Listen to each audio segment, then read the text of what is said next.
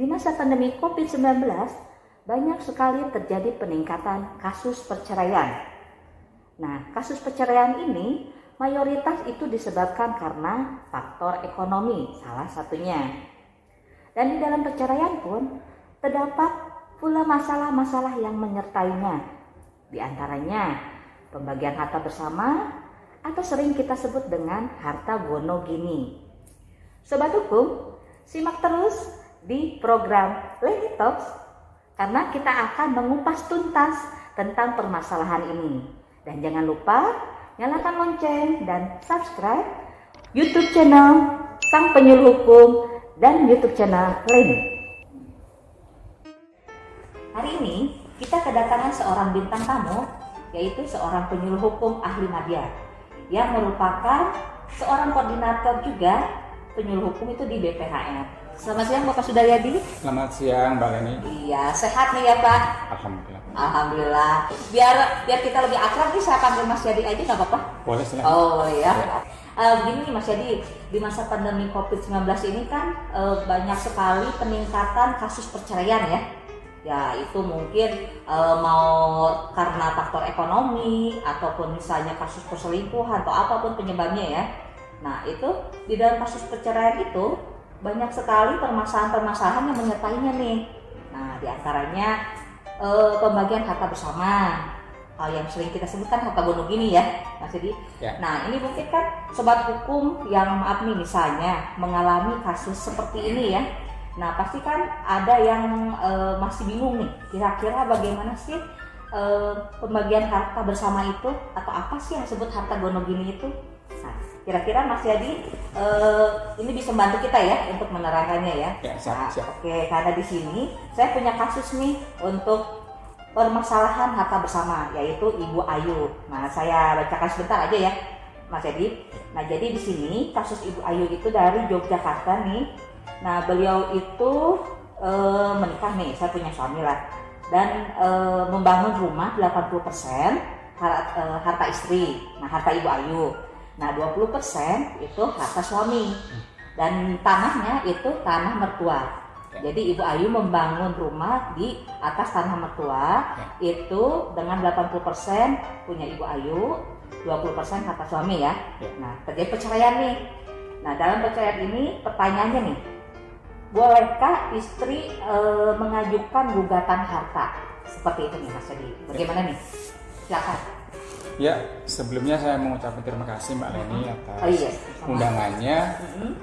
Memang betul Mbak Leni, perceraian itu salah satunya ada satu permasalahan yaitu tentang harta. Nah, sebelum saya menjawab atau solusinya mengenai kasus tersebut tadi yang sudah disampaikan, saya akan menjelaskan terlebih dahulu tentang harta di dalam perkawinan. Hal ini sesuai dengan Undang-Undang Nomor 1 Tahun 1974 di pasal 35 mengenai harta di dalam perkawinan. Dalam pasal tersebut ada 3 macam, Mbak Leni, tentang harta perkawinan. Pertama ada harta bersama, yang kedua ada harta bawaan, dan yang ketiga ada harta perolehan. Harta bersama itu adalah harta yang diperoleh ketika dalam proses ikatan pernikahan. Misalnya orang suami dan istri sama-sama bekerja atau berbisnis, hasilnya itulah yang menjadi harta, namanya harta bersama, yang biasa kita sering sebut dengan harta gono gini. Apabila terjadi perceraian, itu yang akan dibagi itu. Tetapi apabila memang tidak ada perjanjian pernikahan, apabila terjadi perjanjian pernikahan itu, maka itu di dalam perkawinan tidak ada namanya harta gono gini. Ketika terjadi perceraian, harta masing-masing dibawa oleh suami atau istri. Selanjutnya yang kedua, penjelasan tentang harta itu adalah harta bawaan. Harta bawaan itu adalah harta yang dibawa ketika sebelum perkawinan dan dibawa ke proses perkawinan. Misalnya nih, si suami sudah mempunyai rumah yang senilai 1 miliar misalnya gitu kan. Istri misalnya sudah juga memiliki rumah 500 juta. Nah, itu didapat sebelum dia menikah. Nah, itu yang namanya harta bawaan. Dan penguasanya bagaimana, Mbak Leni? Harta bawaan itu penguasaannya adalah oleh masing-masing yang mempunyai harta tersebut. Nggak termasuk tadi yang harta bersama tadi. Jika terjadi perceraian, harta bawaan itu tidak dibagi bersama, kecuali memang ditentukan lain. Gitu. Yang ketiga nih, harta perolehan. Harta perolehan ini memang harta diperoleh ketika proses perkawinan, tetapi bukan harta yang dari kerja atau bisnis, tapi harta yang didapat berupa warisan, hibah, mungkin hadiah. Meskipun itu diperolehnya dalam proses pernikahan, itu bukan harta bersama. Yang menjadi harta konun ini itu tidak menjadi harta konun ini, tapi itu namanya harta perolehan yang statusnya sama seperti harta bawaan tuh, Mbak Leni. Jadi ketika terjadi perceraian itu akan dibawa oleh masing-masing. Ya kira-kira seperti itu tentang harta. Tapi selanjutnya apa ya pertanyaannya ya? Nah tadi pertanyaan Ibu Ayu itu, bolehkah seorang istri mengajukan gugatan harta kalau terjadi perceraian? Nah mungkin ini sudah proses ya, sudah terjadi perceraian seperti itu. Ya. Gimana tuh Mas Yedi? Ya tentu saja boleh. Seorang suami atau istri jika terjadi konflik harta ketika perceraian, tentu boleh mengajukan gugatan ke pengadilan.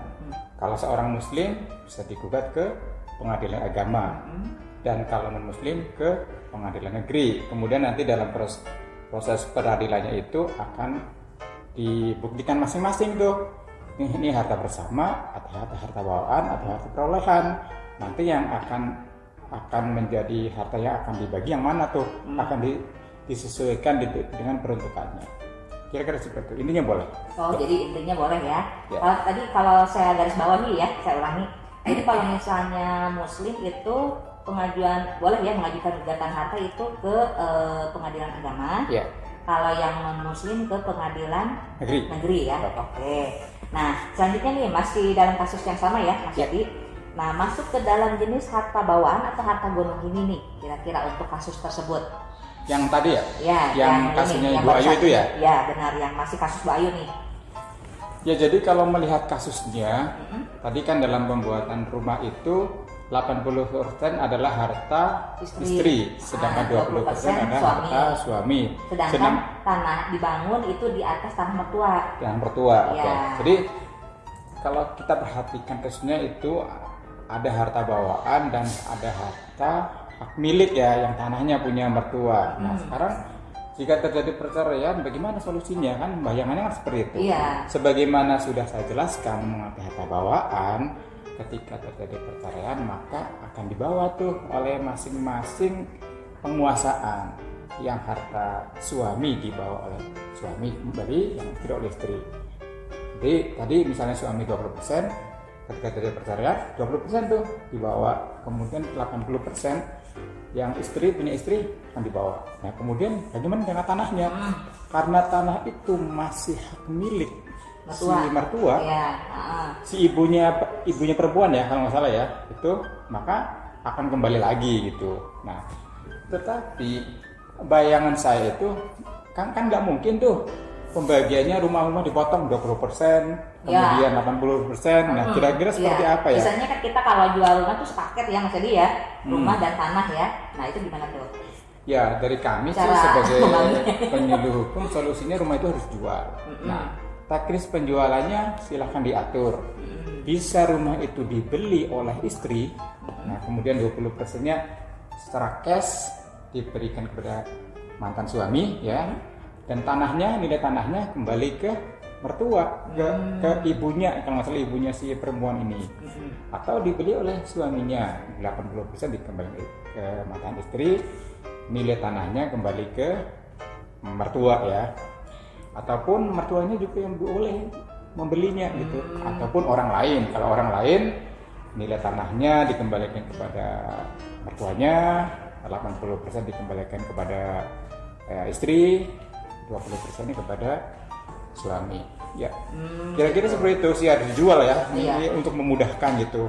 Nggak mungkin lah dipotong-potong begitu. Dijual nanti dibagikan secara cash. Oh gitu. Iya. Atau mungkin kan pasti ya itu ya yang tadi yang saya ulangi lagi, kan kita kalau menjual itu pasti kan satu paket ya, apalagi kan kalau orang awam kan nggak mungkin ini harta ini nih harta bersama atau harta bawaan, pasti kan itu pembagiannya harus ada perjanjian dulu atau gimana ya cara memisahkannya nih, misalnya itu yang tanah ini yang bangunan gitu.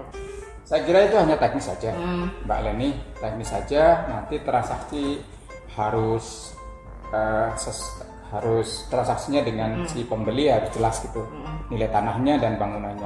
Ya kira seperti itulah. Jadi teknis saja sih itu, masalah pembagiannya itu harus jelas gitu ya, meskipun jelas per paket. Tapi harganya tanahnya berapa, bangunannya berapa. Ya, kira-kira seperti itu. Nah, ini nih satu lagi nih. Ya. Nah, mungkin sobat hukum sudah mendapatkan pencerahan ya sedikit ya mengenai harta bawaan nih. Nah, satu lagi nih yang masih berhubungan nih ya, Mas Yadi. Silakan. Ya, kira-kira kalau misalnya tabungan ya, tabungan suami itu termasuk harta gonogini gini tidak? Maksudnya kalau berarti kan kalau perceraian harus dibagikan atau enggak? Gitu, seperti itu gimana nih?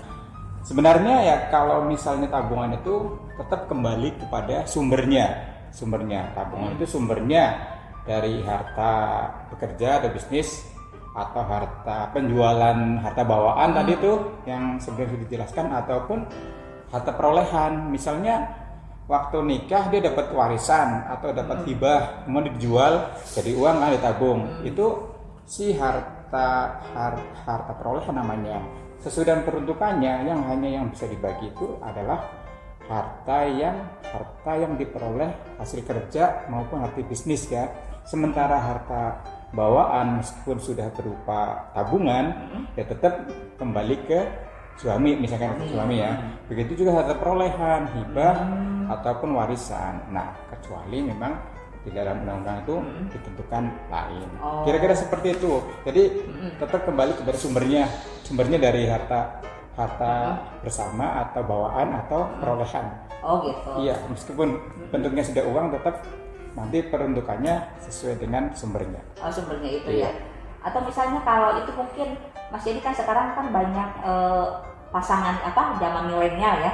Zaman milenial itu kan banyak yang mengadakan perjanjian pernikahan nih. Atau kalau misalnya termasuk kalau misalnya kita melakukan perjanjian pernikahan itu yang tabungan itu gimana tuh? Tergantung ya? Ya, perjanjian pernikahan itu berarti kan perjanjian yang dilakukan sebelum menikah maupun setelah menikah. Kita lihat perjanjiannya. Jadi kalau misalkan pria kita lihat perjanjiannya, gitu kan.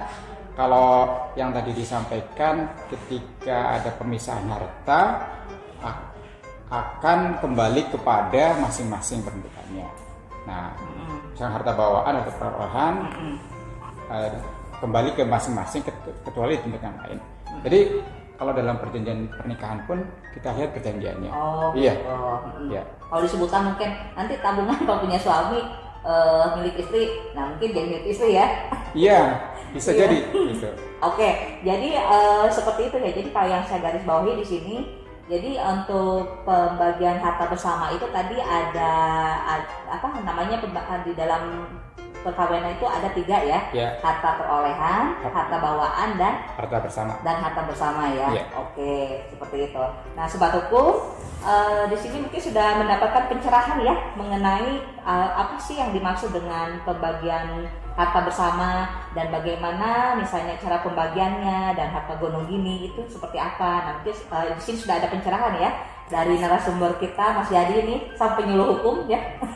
Seperti itu. Nah, oke Mas Yadi, terima kasih sudah datang ke acara. Sudah tahu belum nih nama acaranya di kita? Belum ya? Belum tahu. Oh iya, belum ya. Oke, nah kita nama acaranya nih Mas Yadi itu Leni Talks. Gitu. Mungkin bisa Mas Yadi sapa juga ke penonton ya. Iya, boleh. Ini. Ya. Leni Talks. 1, 2, 3. Leni Talks. Oke. Nah, seperti itu ya. Oke Mas Yadi, terima kasih atas kedatangannya hari ini. Terima kasih nih karena masih banyak nih permasalahan yang mungkin sobat hukum juga alami ya di luar sana gitu. Nah, kita akan kupas tuntas semuanya di program Leni Talks ini, yaitu dengan para narasumber yang nanti akan kita hadirkan sebagai bintang tamu. Oke, terima kasih Mas Yadi atas kehadirannya. Ya, selalu sama-sama. sehat ya. Saya juga mohon maaf jika ada kata-kata yang salah. Oh iya, dimaafkan Pak Mas Yadi. Ya, selalu sehat dan jangan lupa tetap bahagia ya, meskipun COVID ya Mas Yadi ya. Ya, siap. Oke, terima kasih Mas Yadi atas kehadirannya. Ya. Jangan lupa prokesnya ya. Siap. Oke. Oke Sobat Hukum, bagaimana?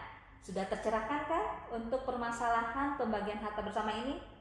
Nah, kalau Sobat Hukum ingin terus mendapatkan jawaban-jawaban dari permasalahan-permasalahan hukum yang ada, nah tetap setia saksikan program Leni Talks ini. Nah, dan jangan lupa ya, nyalakan lonceng dan subscribe di YouTube channel Sang Penyuluh Hukum dan YouTube channel Leni. Dan jangan lupa nih, di masa pandemi ini kita harus tetap bahagia dan tetap jaga prokes dengan 5M, yaitu memakai masker, menjaga jarak, mencuci tangan, dan juga mengurangi mobilitas dan menghindari kerumunan. Oke, Sobat Hukum, sampai jumpa. Ciao.